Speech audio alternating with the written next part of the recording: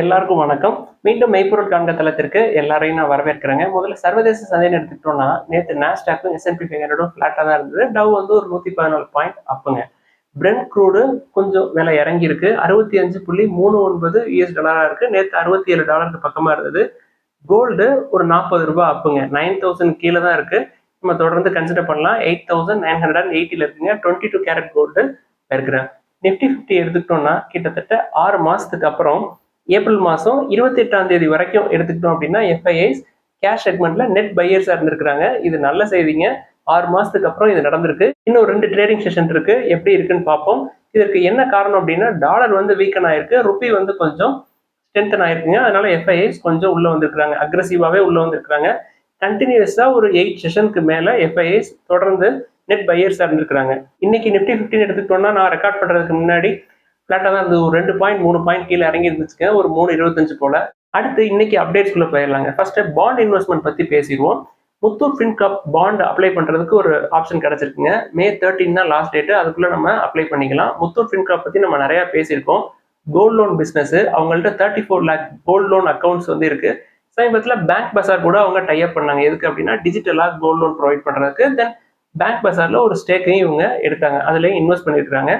நம்ம இந்த NCD apply பண்றதுக்கு மினிமம் அமௌண்ட் வந்து 10,000. மேக்ஸிமம் கூப்பன் ரேட்னு பார்த்தோம்னா 10%. Minimum coupon rate 9%. ரேட்டிங் பார்த்தோம்னா AA minus rating. So AA rating. நம்மளுக்கு மந்த்லி பே அவுட் வேணும் அப்படின்னா 2 ஆப்ஷன் இருக்கு. நம்ம 60 மந்த்ஸ் சூஸ் பண்ணலாம், இல்ல 72 மந்த்ஸ் சூஸ் பண்ணலாம். 60 மந்த்ஸ் சூஸ் பண்ணா நம்மளுக்கு கூப்பன் ரேட் 7.45% கிடைக்கும்.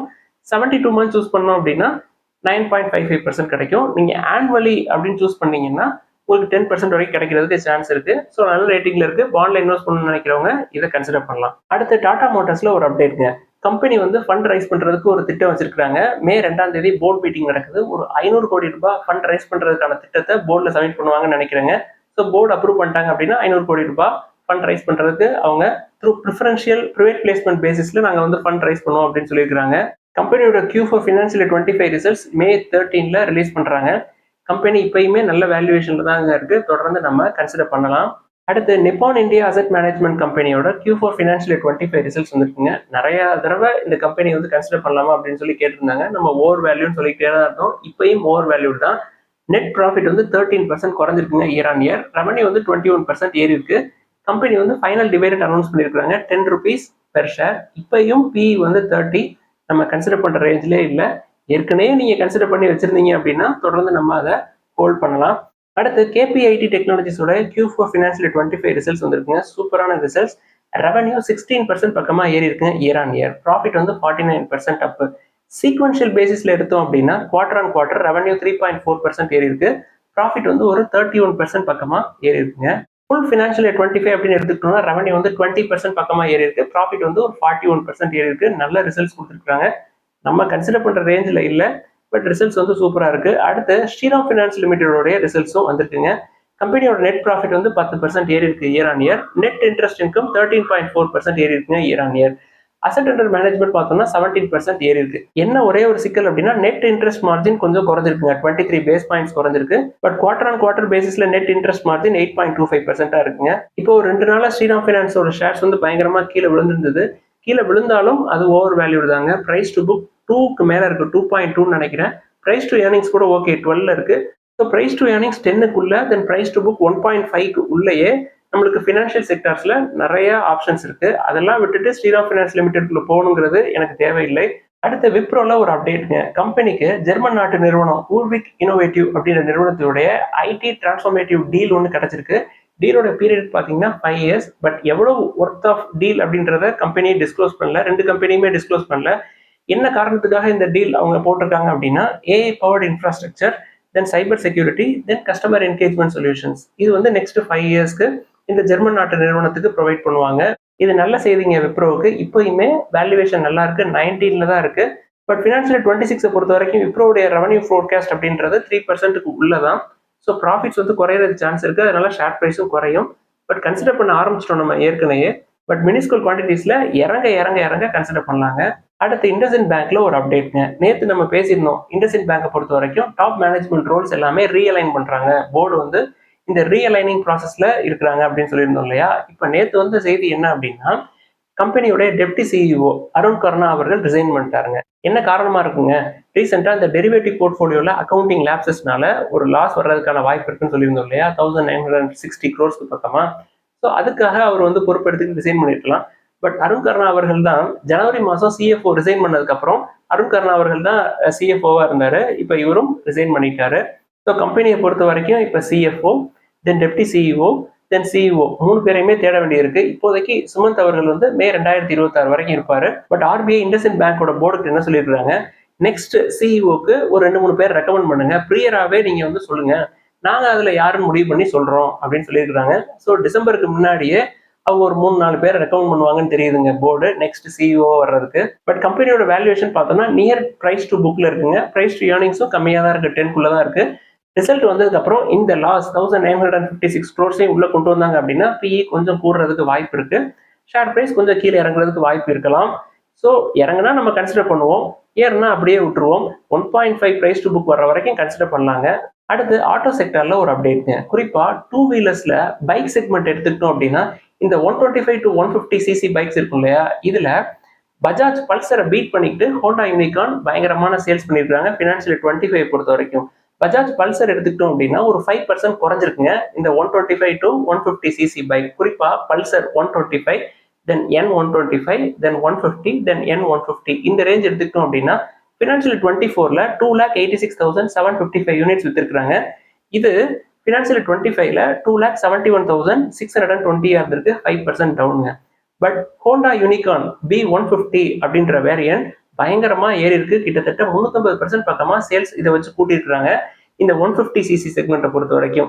ஃபினான்ஷியல் 25ல 2,82,536 யூனிட்ஸ் வித்திருக்காங்க. இது ஃபினான்ஷியல் 25ல ஒரு 58,000 யூனிட்ஸ் தாங்க இருந்திருக்கு. ஸோ 125 to 150 சிசி செக்மெண்ட் எடுத்துக்கிட்டோம் அப்படின்னா ஹோண்டா யூனிகார்னோட மார்க்கெட் ஷேர் 20% இருக்குங்க. பஜாஜ் ஆட்டோவோடைய மார்க்கெட் ஷேர் 17% இருக்கு. பட் இந்த 125 to 150 சிசி செக்மெண்ட்ல லீடர் யாரு அப்படின்னா ஹீரோ தாங்க. அவங்களோட மார்க்கெட் ஷேர் 43% இருக்கு. இப்பயுமே அவங்க தான் நம்பர் 1 பொசிஷன்ல இருக்காங்க. அடுத்து இன்சூரன்ஸ் செக்டார்ல ஒரு அப்டேட்டுங்க. கனரா HSBC லைஃப் இன்சூரன்ஸ் இந்த கம்பெனி வந்து ஐபிஓ போறதுக்கு டிராஃப்ட் பேப்பர்ஸ் வந்து சப்மிட் பண்ணிருக்காங்க. இந்த கம்பெனியை பொறுத்த வரைக்கும் மெஜாரிட்டி ஸ்டேக் ஹோல்டர் யாரு அப்படின்னா கனரா பேங்க் தாங்க. 51% ஸ்டேக் வச்சிருக்காங்க. அதை தொடர்ந்து HSBC இன்சூரன்ஸ் வந்து ஒரு 26% வச்சிருக்காங்க. இது போக ஒரு மெஜாரிட்டி ஸ்டேக் ஹோல்டர் யார் அப்படின்னா பஞ்சாப் நேஷனல் பேங்க் தான், 23% வச்சிருக்காங்க. ஸோ ஃப்ரெஷ் இஷ்யூஸ் எதுவும் கிடையாது. டேட் இன்னும் சொல்லலை, பட் ஐபிஓ போட போறாங்க. அடுத்து ஏத்தர் எனர்ஜி ஐபிஓ எடுத்துக்கிட்டோம் அப்படின்னா டே 1 முடிவுல 16% சப்ஸ்கிரிப்ஷன் நடந்திருந்தது. நான் ரெக்கார்ட் பண்றதுக்கு முன்னாடி 26% சப்ஸ்கிரிப்ஷன் ஆயிருந்ததுங்க. ஸோ ஃபுல்லா சப்ஸ்கிரைப் ஆகுமா அப்படின்றதே எனக்கு சந்தேகமா தான் இருக்கு. கோஃபவுண்டர்ஸ் தென் இன்ஸ்டிடியூஷன்ஸ் இவங்கெல்லாம் வந்து ஆஃபர் ஃபார் சேல்ல பார்ட்டிசிபேட் பண்ண போறாங்க. கம்பெனி வந்து ஃப்ரெஷ்ஷா ஒரு 2,626 crores நாங்க ரைஸ் பண்ண போறோம் அப்படின்னு சொல்லியிருக்காங்க. ஹீரோவோட ஸ்டேக் அப்படின்னா 39.6% இருக்குங்க ஏத்தர்ல. அதாவது ஐபிஓ லிஸ்ட் ஆகிறதுக்கு முன்னாடி அவங்க ஆஃபர் ஃபார் சேல்ல பார்ட்டிசிபேட் பண்ணல அப்படின்னு சொல்லிட்டாங்க. இந்த ஃப்ரெஷ் இஷ்யூஸ் அப்படின்றது எதுக்குன்னா ஃபேக்டரி 3 மகாராஷ்டிரால ஒரு பிளான் போட போறோம் அப்படின்னு சொல்லியிருக்காங்க. அதுக்கான செலவு வந்து 927 crores, தென் R&Dக்கு ஒரு 750 crores, தென் மார்க்கெட்டிங் இனிஷியேட்டிவ்ஸ்க்கு ஒரு 300 crores. மேபி அந்த ஏத்தர் கிரிட்டுக்காக இவங்க செலவு பண்ணலாம். தென் ரீபேமெண்ட் ஆஃப் பாரோயிங்க்கு ஒரு 40 crores. இதுதாங்க ஸ்பிளிட் அப். ஸோ ஏத்தரை பொறுத்த வரைக்கும் இவங்க ஐபிஓ போறதுக்கான காரணம் இதுதாங்க. கம்பெனியோட ரெவன்யூ ஸ்பிளிட் அப்னு எடுத்துக்கிட்டீங்கன்னா ஸ்கூட்டரோட சேல்ஸ் மூலமா இவங்களுக்கு ரெவன்யூ 88.7% கிடைக்குது. தென் சர்வீசஸ் மூலமா ஒரு 6.4%, தென் ஸ்பேர் பார்ட்ஸ் அக்சசரிஸ் அதோட சேல்ஸ் மூலமா ஒரு 4.7% கிடைக்குது. கம்பெனி வந்து இன்னும் லாஸ் பண்ணிட்டு தான் இருக்கிறாங்க. ஏத்தர் எனர்ஜி ஐபிஓ வர்றப்ப நானும் அப்ளை பண்ணலாம் அப்படின்னு தாங்க இருந்தேன். பட் கம்பெனி வந்து இன்னும் ப்ராஃபிட் பண்ணல, long way to go. Volume கூடுறப்ப ப்ராஃபிட் மார்ஜின்ஸ் வந்து கூடுறதுக்கான வாய்ப்புகள் இருக்குங்க. இப்போதைக்கு எபிட்டால லாஸை வந்து குறைச்சிருக்காங்க. பட் இன்னும் குறைச்சு நிறைய ப்ராஃபிட்லாம் பண்றதுக்கு இன்னும் நீண்ட நாட்கள் ஆகுங்க. அதே மாதிரி நேற்று நைட்டு கிரே மார்க்கெட் பிரீமியம் பார்த்தப்போ 3 ரூபாய் தாங்க இருந்தது. ஸோ ஷேர் லிஸ்ட் ஆனதுக்கு அப்புறம் லோயர் பிரைஸ் வர்றப்ப கன்சிடர் பண்றது நமக்கு நல்ல ஆப்ஷனா இருக்கும்னு நினைக்கிறேன். அது போக லிஸ்ட் ஆனதுக்கு அப்புறமும் கம்பெனியை பொறுத்த வரைக்கும் மெஜாரிட்டி ஷேர் ஹோல்டர்ஸ் ஹீரோவா தாங்க இருப்பாங்க. நம்ம ஏற்கனவே பல தடவை சொல்லியிருக்கோம், கம்பெனி ஏத்தரை பொறுத்த வரைக்கும் ஹீரோவுக்கு தான் என்னைக்கு இருந்தாலும். ஏத்தரை வந்து ஹீரோ ஃபுல்லா அக்வயர் பண்ணாங்க அப்படின்னா அது ஏத்தர் எனர்ஜிக்கு நல்லது, ஹீரோ வாங்கி வச்சிருக்க நமக்கும் நல்லதுங்க. ஸோ இப்போதைக்கு நான் ஐபிஓ அப்ளை பண்ண போறது கிடையாது. வெயிட் பண்ணுவோம், ஷேர் பிரைஸ் இறங்குறப்ப நம்ம கன்சிடர் பண்ணலாம். அப்படியே இறங்கலைனாலும் நம்மளுக்கு கன்சிடர் பண்றதுக்கு ஹீரோ இருக்கு. அடுத்து இன்ஃபோசிஸ்ல ஒரு அப்டேட்டுங்க. இன்ஃபோசிஸ்ல மறுபடியும் ஒரு 190 பேரை வேலையை விட்டு அனுப்பிச்சிருக்காங்க. வழக்கம் போல அவங்க எப்பொழுதும் சொல்றதுதான், அவங்க வந்து அசஸ்மெண்ட்ஸ் வைப்பாங்க, வச்சு அதுல வந்து அவங்க கிளியர் பண்ணல அப்படின்னா அவங்களை வேலையை விட்டு அனுப்பிச்சிருப்பாங்க. ஒரே அட்டம்ப்ட்ல அவங்க வந்து அனுப்ப மாட்டாங்க. ஒரு 2 ஆர் மோர் அட்டம்ப்ட்ஸ்ல கிளியர் பண்ணல அப்படின்னா தான் அவங்க அனுப்புவாங்க. அது போக வெளில அனுப்புறவங்களுக்கு ட்ரைனிங் எல்லாம் அவங்களே ரெடி பண்றாங்க. அந்த ட்ரைனிங் அட்டன் பண்றவங்க அட்டன் பண்ணலாம், இல்ல வெளில போறோம் அப்படின்றவங்களும் போகலாம்.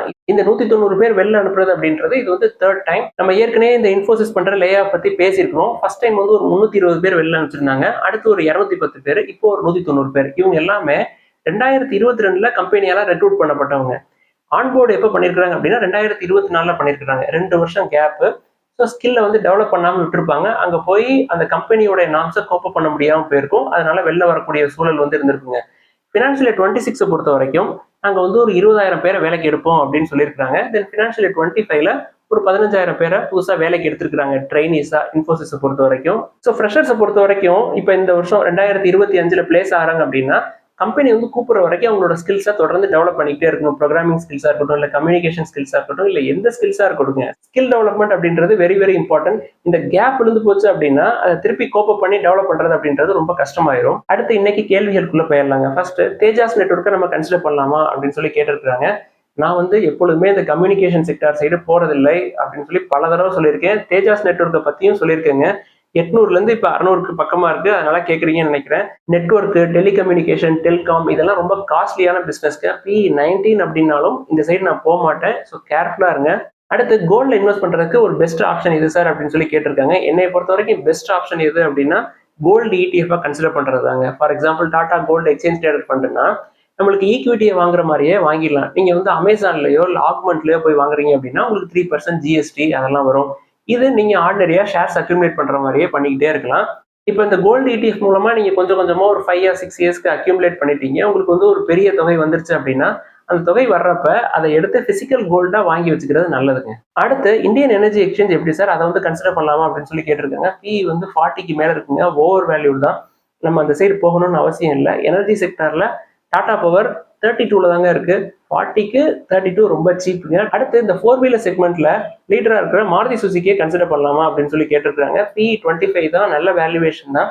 மாருதி சுசுக்கியை பொறுத்த வரைக்கும் ப்ரொமோட்டர்ஸ் யார் அப்படின்னா SMCங்க. கிட்டத்தட்ட 58% ஸ்டேக் வந்து அவங்கள்ட்ட தான் இருக்கு, Suzuki motor corporation. But Maruti சுசுக்கியை பத்தி நான் இந்த விஷயம் சொன்னதே இல்லை. அது வந்து ஒரு காலத்துல ஒரு 30-40 இயர்ஸ் பேக்கு இந்தியன் கவர்மெண்ட் தென் ஜாப்பனீஸ் கம்பெனி சுசுகி 2 பேரும் ஜாயிண்ட் வெஞ்சர்ல ஆரம்பிச்ச கம்பெனி தான். அதுல மெஜாரிட்டி ஸ்டேக் யார்கிட்ட இருந்தது அப்படின்னா கவர்மெண்ட் ஆஃப் இந்தியாட்ட தான் இருந்தது. லேட்டர் 2000ல அவங்க மாருதி சுசுகிட்ட ஸ்டேக் எல்லாத்தையுமே வித்துட்டாங்க. கம்பெனி இப்பயுமே ஓவர் வேல்யூடு தான். டாடா மோட்டார்ஸ் நல்ல வேல்யூவேஷன்ல இருக்கு. இன்னும் கொஞ்ச நாள்ல உங்களுக்கு 2 ஷேரா கிடைக்கும். Tata Motors, IDFC first bank, Natco pharma, PFC, RAC இதெல்லாம் கன்சிடர் பண்ணலாமா அப்படின்னு சொல்லி கேட்டிருக்காங்க. ஏற்கனவே Tata Motors, IDFC first bank, Natco இது எல்லாமே நம்ம லிஸ்ட்ல இருக்கு. பட் PFC, REC வந்து நம்ம ஏற்கனவே டிஸ்கஸ் பண்ணியிருக்கோம். லாஸ்ட் 3 or 4 இயர்ஸ் 300%, 400% பக்கமா ஏறி இருக்கு. FIIs இப்பதான் அதுல விற்க ஆரம்பிக்கிற மாதிரி தெரியுது. அதனால நான் அந்த சைடு போறதில்லை. கேர்ஃபுல்லா இருங்க. அடுத்த ஒரு நண்பர் என்ன எழுதியிருக்கிறாரு, கோல்டு ETF வந்து நம்ம கன்சிடர் பண்றோம். கன்சிடர் பண்ணி 12 மந்த்ஸ்க்கு அப்புறம் நம்ம வந்து விற்கிறோம் அப்படின்னா அதுக்கு ஒரு டாக்ஸ் இருக்கும். அது வந்து long term capital gain tax மாதிரி தானா அப்படின்னு சொல்லி கேட்டிருக்காரு. அது ஆர்டினரியா ஈக்விட்டிக்கு என்ன ப்ரொசீஜரோ அதே தாங்க அந்த கோல்டு ETFக்கும். அதுல எக்ஸப்ஷன் லிமிட் உண்டு. 1.25 lakhs எக்ஸம்ஷன் உண்டு. நீங்க விற்கிறப்ப 1 இயர்க்கு மேல வித்தீங்க அப்படின்னா அந்த long term capital gain exemption போக உங்களுக்கு ப்ராஃபிட் வந்தது அப்படின்னா அதுக்கு நீங்க டாக்ஸ் கட்டுற மாதிரி இருக்குங்க, long time capital gain tax. அடுத்து மணப்புரம் ஃபினான்ஸ் பத்தி கேட்கறாங்க. இப்பயும் வந்து கன்சிடர் பண்ணலாமா, பிரைஸ் டு புக் 1.5க்கு மேல இருக்கு அப்படின்னு சொல்லிட்டு. பட் வேல்யூவேஷன் நல்ல வேல்யூவேஷன்ல இருக்கு. நம்ம ஏற்கனவே சொல்லிட்டோங்க, கோல்ட் ஃபினான்ஸ் கம்பெனி உங்களுக்கு மணப்புரம் காஸ்ட்லியா தெரிஞ்சது அப்படின்னா south Indian bank, Tamil Nadu mercantile பேங்கை கன்சிடர் பண்ணலாம். அவங்களை கம்பேர் பண்றப்ப இவங்க ஒரு கொஞ்சம் தான், ஒரு 15 to 20% தான் கோல்ட் லோன் பிசினஸ் கம்மியா பண்றாங்க. இவங்களும் அக்ரெசிவா மணப்புரமா பீட் பண்ணிட்டு போயிருவாங்க ஃபியூச்சர்ல. என்ன பொறுத்த வரைக்கும் Tamil Nadu mercantile bank, south Indian bank எல்லாம் இவங்களும் அக்ரெசிவா கோல்ட் லோன் கொடுக்க ஆரம்பிச்சிட்டாங்க. இப்போ லாஸ்ட் 2 வீக்ஸ் எடுத்துக்கிட்டோம் அப்படின்னா நிறைய கோல்ட் லோன் பிசினஸ்க்குள்ள நாங்களும் வர்றோம் அப்படின்னு சொல்லியிருந்தாங்க. குறிப்பா பூன்வாலா ஃபின்காப், தென் பேங்க் பசார் வந்து முத்தூட் ஃபின்காப்போட கை கோர்த்துட்டு நாங்களும் வந்து டிஜிட்டல்ல கோல்ட் லோன் கொடுப்போம் அப்படின்னு சொல்லியிருக்காங்க. ஸோ முத்தூட் மணப்புரம்க்கு டஃப் காம்படிஷன் இருக்குங்க. ஒரு சைடு பேங்க்ல இருந்து காம்படிஷன் இருக்கு, இன்னொரு சைடு அதர் NBFCஸ்ல இருந்து காம்படிஷன் இருக்கு. அடுத்து நாராயணா ஹெர்டாலியா லிமிடெட் அப்படின்ற நிறுவனத்தை பத்தி கேட்டிருக்காங்க. கம்பெனி வந்து ஓவர் வேல்யூடா இருக்கு. ஓவர் வேல்யூட் ஸ்டாக்ல போய் சிக்கிக்கிட்டீங்க அப்படின்னா மார்க்கெட் இறங்குறப்ப ரொம்ப கஷ்டப்படுவோம், பயங்கரமா கீழே இறங்கும். ஸோ கேர்ஃபுல்லா இந்த மாதிரி ஓவர் வேல்யூட் கம்பெனிஸ்குள்ள போகாம இருங்க. இதெல்லாம் தாங்க நம்ம டிஸ்கஸ் பண்ணணும்னு நினைச்சோம். ஏதாவது சந்தேகங்கள், கேள்விகள் இருந்தா எல்லாத்தையும் எழுதுங்க, தொடர்ந்து டிஸ்கஸ் பண்ணுவோம். எல்லாருக்கும் நன்றி.